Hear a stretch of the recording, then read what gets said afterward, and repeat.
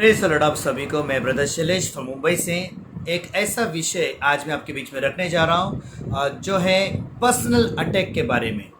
आज मैं मुंबई के कुछ दासों को देख रहा हूँ कि वो मेरे ऊपर कुछ कमेंट्स ऐसे कर रहे हैं और वो पुराने टॉपिक को लेकर बात कर रहे हैं। तो मैं कुछ पर्सनल अटैक के बारे में कुछ बातें मैं आपके बीच में रखने जा रहा हूँ। जैसे कि कुछ लोगों ने मुझे ये इल्ज़ाम लगाया कि मैं चोरी करता हूँ, चोरी का लैपटॉप बेचता हूँ, मोबाइल बेचता हूँ और यहाँ तक कि मैं स्त्रियों को यानी लड़कियों को घुमाता हूँ या होटल में बुलाकर सुसमाचार का बहाने में मैं होटल में बुलाकर उनसे बात करता हूँ। तो जितने लोगों के बीच में मैंने सुसमाचार सुना है, जितने लोगों को काउंसलिंग किया है, ये प्रभु गवाह हैं और मैं जानता हूँ और वो लोग भी गवाह हैं इस बात का कि मैंने किसी को भी बुलाकर अगर मैंने सुसमाचार सुनाना का काउंसलिंग किया है तो उसमें कोई भी गलती नहीं है। क्योंकि कुछ ऐसी बातें होती है कि एक स्त्री या एक लड़की, एक औरत अपने घर में बुलाकर कोई बात शेयर नहीं कर पाती क्योंकि घर के लोग रहते हैं। दूसरा, कहीं रोड पे खड़े रहकर हम कुछ नहीं कर सकते, खड़े रहकर बात नहीं कर सकते, कुछ लोग अलग सोचेंगे। फिर रहा गार्डन, तो गार्डन में बैठ के भी हम बात नहीं कर सकते। लेकिन हम होटल में, होटल मतलब क्या है, बार या रेस्टोरेंट या लॉज नहीं होता। होटल मतलब जो वेजिटेरियन फैमिली होटल होता है, फैमिली रेस्टोरेंट होता है, जहाँ पे मार्केटिंग बिजनेस वाले सभी लोग मिलते हैं, सभी लोग मिलके बात करते हैं। और आज मुझे इस बात का मुझे कोई फ़र्क नहीं पड़ता कि मेरे को लेकर कोई वीडियो बनाता है, मेरे को लेकर को क्या बोलना चाहता है, क्या साबित करना चाहता है, मुझे उससे कोई लेना देना नहीं है। हाँ, लेकिन मैं सत्य के साथ हूँ और सत्य के साथ ही मरूंगा और सत्य के साथ ही सेवा करता रहूँगा। किसको यकीन करना है नहीं करना है, मुझे उससे कोई फ़र्क नहीं पड़ता। दूसरी बात यह है, आज पर्सनल अटैक करके ऐसे दास जो पुराने बातों को लेकर ऐसे ऐसे जिन्होंने हरकत कर रहे हैं कमेंट्स करके और इल्ज़ाम लगा रहे हैं, यहाँ तक कि मसी मंथन बेटक और पास्टर डैनियल राज को भी नहीं छोड़ रहे हैं, है ना।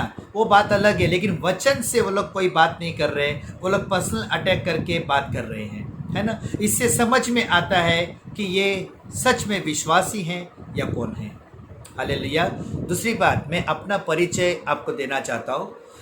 मैं पिछले 13 साल से सेवा कर रहा हूँ। शुरुआत मेरी ऐसी कुछ थी कि मैं ट्रैक्स बांटता था और उसके बाद भी अभी भी कंटिन्यू किया, लेकिन 2 साल के लॉकडाउन में मैंने ये काम बंद कर दिया था और अभी आने वाले दिनों में फिर से हम शुरू कर रहे हैं। लेकिन जब मैं शुरुआत में पोस्टर लगाया करता था बस स्टॉप पर, ट्रेन में और ट्रैक्स बांटा करता था, वहाँ से मुझे इतने कॉल आते थे कि मैं मिलना मतलब बहुत कम मिलना होता था किसी से, लेकिन मैं पूरे दिन में 5 या 6 लोगों को मिलता हूँ।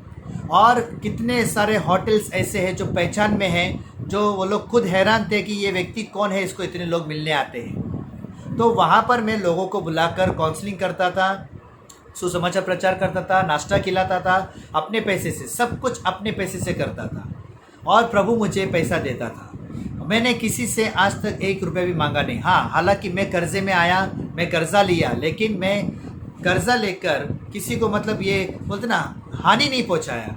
मैं उससे कुछ फ़ायदा किया और परमेश्वर का काम किया।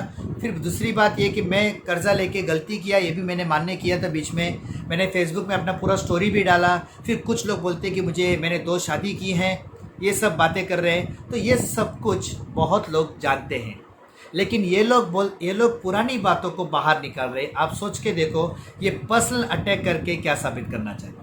और मुझे इससे कोई फ़र्क नहीं पड़ेगा, क्योंकि न्याय के टाइम एक तो वो भी मरेंगे, एक दिन हम भी मरेंगे। और जो लोग सुन रहे हैं वो लोग भी जब कोई फ़ैसला करते हैं, आप लोग भी कोई फ़ैसला करते हैं, किसी को सुनते हैं तो तुरंत एक्शन मत लो। वो क्या बोलते हैं, क्या वो सच्चाई है, पहले वो बात जानने की कोशिश करें। दूसरा, अपना इमेज कभी गंवाना नहीं कुछ भी बोलकर। मैंने अभी उनको कमेंट्स पे कमेंट्स किया है क्योंकि मुझे दुख इस बात का हुआ कि वो लोग पर्सनल अटैक करके बात को छेड़ रहे हैं। और मैंने उनको कह दिया, तुमको जो करना है करो, शुरू तुम करो, ख़त्म हम करेंगे। अब ख़त्म हम कैसे करेंगे ये तो हम उनको नहीं बताएंगे। ख़त्म हम कैसे करेंगे उन्होंने तो कुछ और ही अपने दिमाग में लिया होगा। लेकिन मैं ब्रदर शैलेश 13 साल से नम्र हूँ और नम्र ही रहूँगा। मेरे मुंह से कभी गाली गलौज या कभी दादागिरी की बातें कभी नहीं निकलेगा। लेकिन जो सच्चाई के खिलाफ कुछ बोलेगा तो मैं उसको ज़रूर बोलेगा। हालेलुया। हम यीशु के स्वभाव से हैं और यीशु के स्वभाव में बने रहेंगे।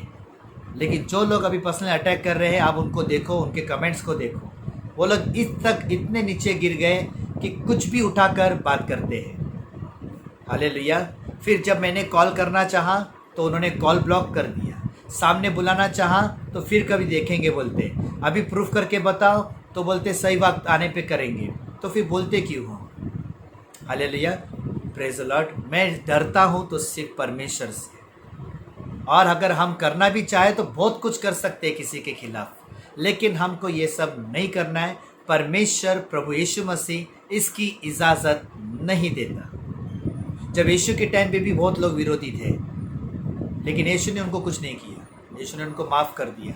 हम भी उनको माफ़ कर रहे हैं, लेकिन बोलते ना कि परमेश्वर उसकी खरी शिक्षा को अगर कोई कुचलने की कोशिश करेगा तो परमेश्वर उसको बिल्कुल नहीं छोड़ेगा। उसका क्या हशर होगा ये मैं नहीं बता सकता, ये मैं नहीं कहूँगा, क्योंकि न्याय प्रभु करेगा, फैसला प्रभु करेगा। लेकिन इतना ज़रूर जानता हूँ कि वचन में मैंने ऐसे ऐसे लोगों को देखा है जो भी परमेश्वर के विरोध गया वो बचा नहीं, जो भी पवित्र आत्मा के टीचिंग के खिलाफ गया है वो बचा नहीं।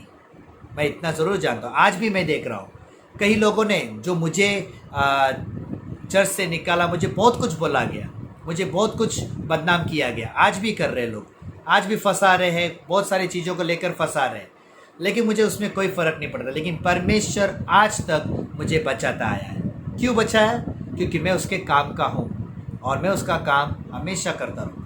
और कितनी सच्चाई है ये परमेश्वर खुद जानता है, क्योंकि अगर मैं गलत करता या गुनाह करता तो आज परमेश्वर मुझे पत्नी या बच्चे नहीं देता। हालेलुया। मुझे संसार नहीं देता, मैं वही शैलेश होता जो पहले था। और अगर ऐसा करता तो आज परमेश्वर मुझे नहीं बचाता। परमेश्वर की सेवकाई को लेकर जो मिनिस्ट्री करता है, जो खरी सेवा करता है, उसके ऊपर संकट आएंगे, मुसीबत आएंगे, विरोधी आएंगे, सब कुछ होगा, यहाँ तक कि तहस महस भी हो सकता है, लेकिन परमेश्वर उसमें से छुड़ाएगा। और अगर मर भी गया तो सीधा स्वर्ग में प्रवेश है, इतना कॉन्फिडेंट कह सकता हूँ, क्योंकि मैंने कभी किसी का दिल नहीं दुखाया, मैंने किसी का नुकसान नहीं चाहा। लेकिन जो परमेश्वर के टीचिंग के खिलाफ होता है मैं उसमें ज़रूर बात करता हूँ, क्योंकि मैं नहीं चाहता कि कोई और भाई या कोई और बहन ठोकर खाए। इसलिए मैंने ये वीडियो डाला है ताकि किसी को भी गलतफहमी ना हो। शुरुआत में अगर देखा जाए, जैसे प्रभु में हम आते हैं, तो आपको क्या लगता है प्रभु में आने के बाद किसी से पाप नहीं हुआ, किसी से गलती नहीं हुई?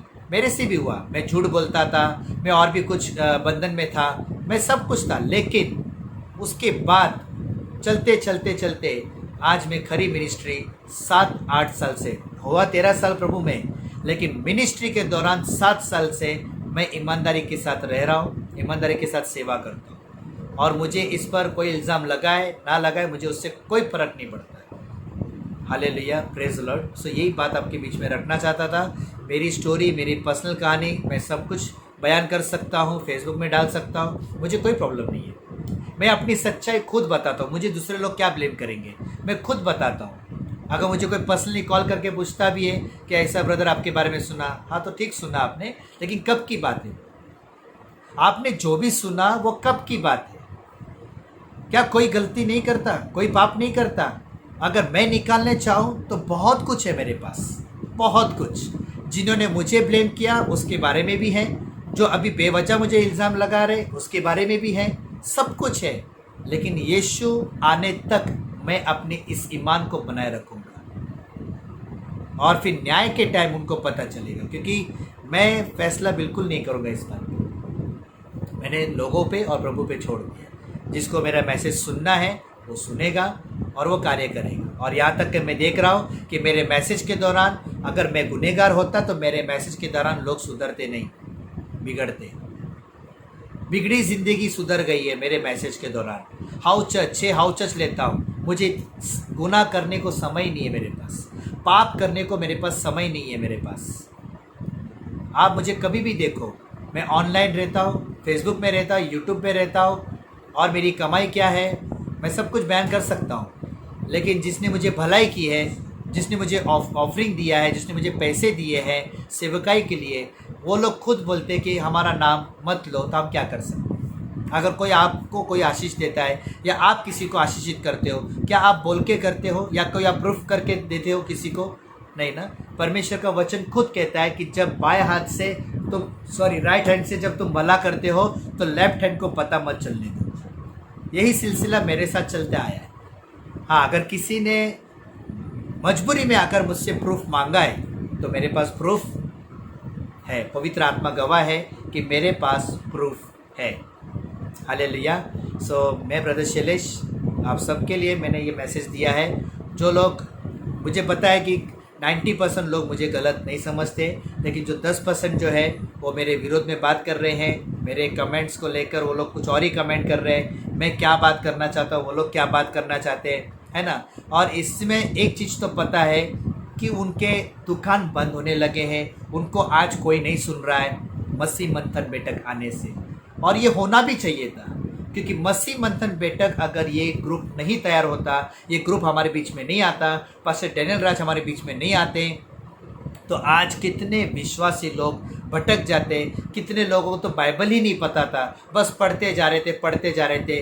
लेकिन पास्टर डैनियल, परमेश्वर ने पास्टर डैनियल राज को खड़ा करने के बाद ये पता चला कि बाइबल को कैसे पढ़ना है, बाइबल को कैसे लेना है। और उनके कितने सारे टीचिंग से आज बाइबल पढ़ना बहुत आसान हो गया है। एक वक्त था मैं भी बाइबल पढ़ता था, सर के ऊपर से चला जाता था, 10 दिन तक बाइबल ही नहीं पढ़ता था। इतना कंटाला आता था बाइबल पढ़ने के लिए। लेकिन फिर मैंने बाइबल पढ़ना शुरू किया, मैंने वचन पे ध्यान देना शुरू किया, मैंने वचन की सेवकाई करना शुरू किया। हालेलुया। Praise the Lord. परमेश्वर आप सभी को इस मैसेज के दौरान आशीषित करे। और ये सारा मैसेज मेरा पर्सनल अटैक के बारे में था। बाकी आप कमेंट कीजिए, आपको जैसा ठीक लगता है। हालेलुया। आप सवाल करोगे कमेंट में, मैं कमेंट में जवाब भी दे दूँगा। Okay, thank you so much. God bless you. परमेश्वर आप सभी को आशीषित करे।